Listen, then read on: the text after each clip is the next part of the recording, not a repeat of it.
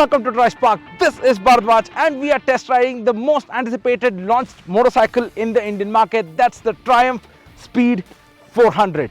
And in this video, we're going to tell you how this motorcycle is to ride and everything that is revolving around it. We're in the nesting beauty of Pune and it's time for us to look at what this motorcycle is all about. Let's get started.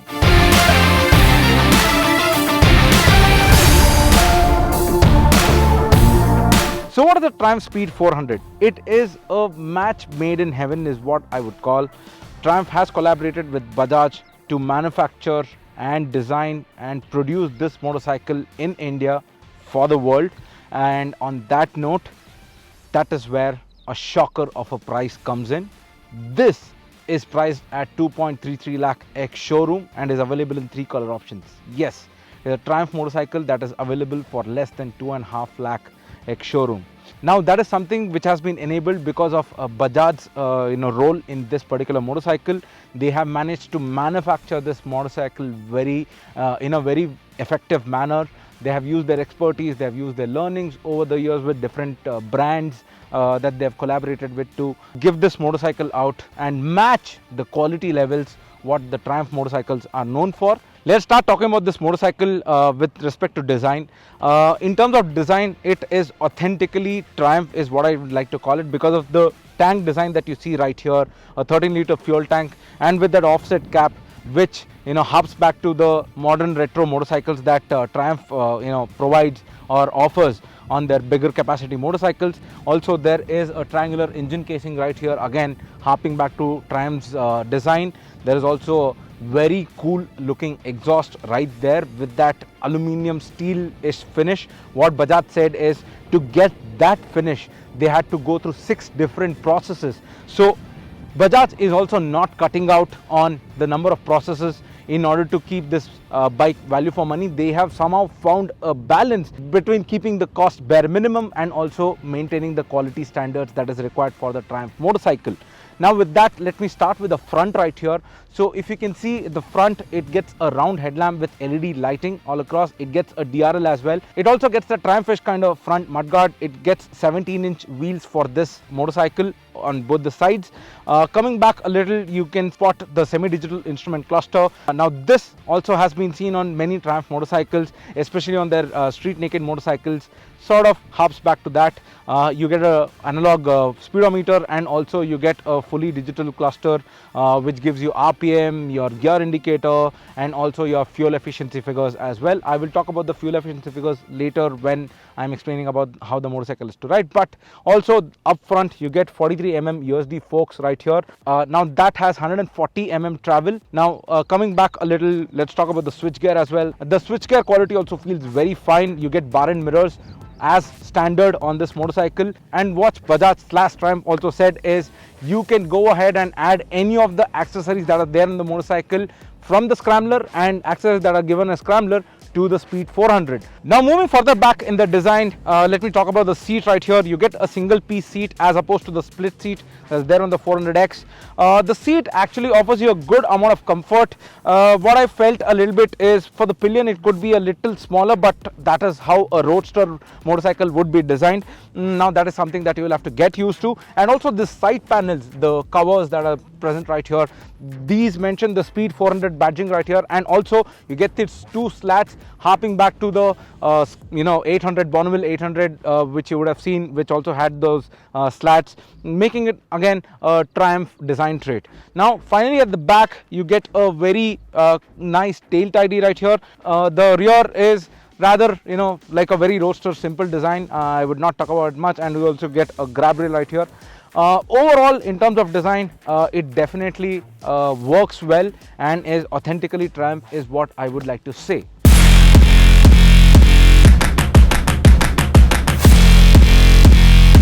So now let us talk about how this motorcycle is to ride. We have ridden this motorcycle for a couple of kilometers. Again, this is just a first ride impression. We will be spending more time with this motorcycle as and when we get this motorcycle for a full road test review. But on the first impression front, what I can tell is that engine, the 398cc engine, is very tractable. It produces 40 PS of power and 37.5 Newton meters of torque, and the company says the torque is a very flat curve. You will get most amount of, at least the 80% of torque is available right from 3000 rpm all the way to 9000, or even the rev limiter at 10,000 rpm.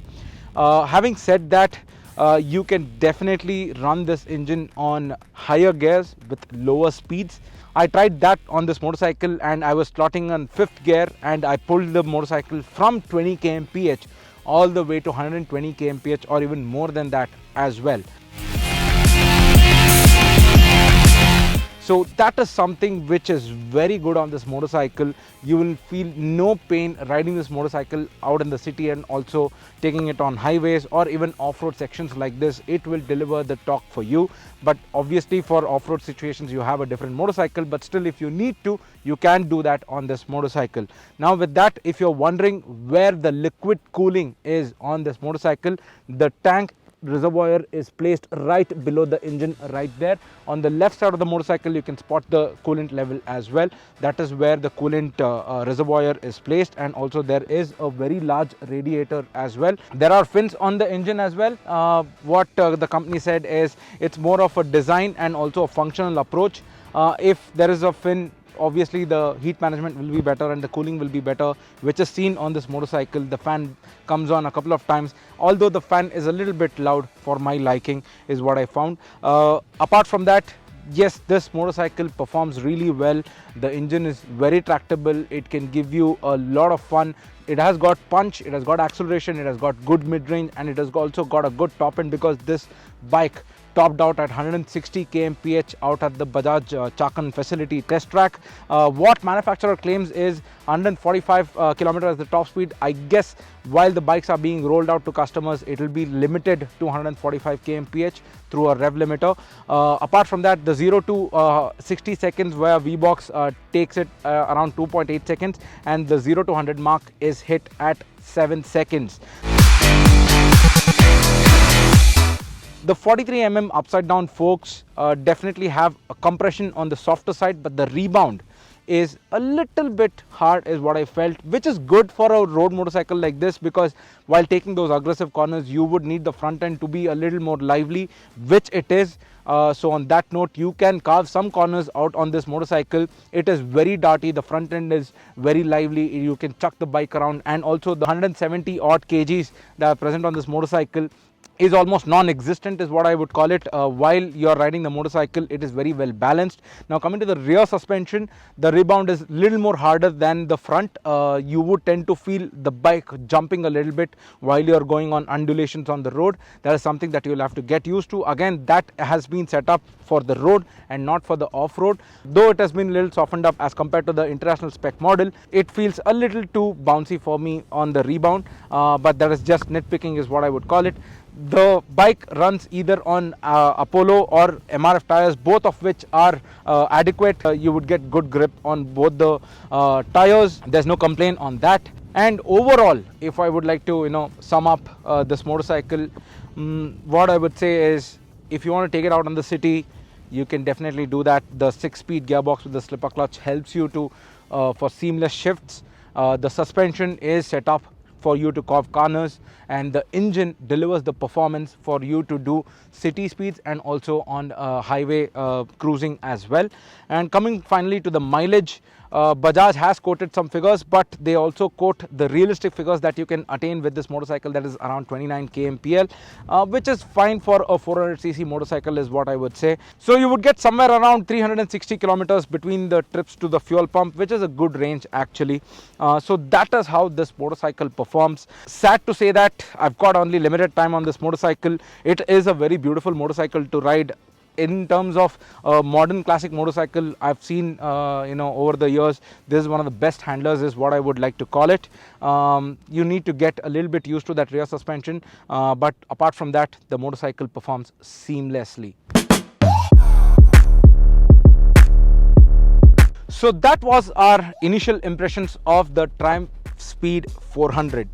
According to me, in the segment of modern classic motorcycles or neo-retro motorcycles, whatever you would like to call it, or even the Roadster motorcycle for that matter of fact, it is one of the beautiful motorcycles, beautiful handling motorcycles, beautiful power delivery motorcycles, and a value for money product. Kudos to Bajaj and Triumph for giving these two motorcycles at such a cost. But I would like to hear from you guys. Have you ridden this motorcycle? If yes, what do you think about this motorcycle? Let us know in the comments below. Also like and share this video, and if you have any questions about this motorcycle, drop them in the comments and I'm going to reply to that. And also don't forget to subscribe to DriveSpark. This is Bharadwaj and that is the Triumph Speed 400, and I shall see you in the next one.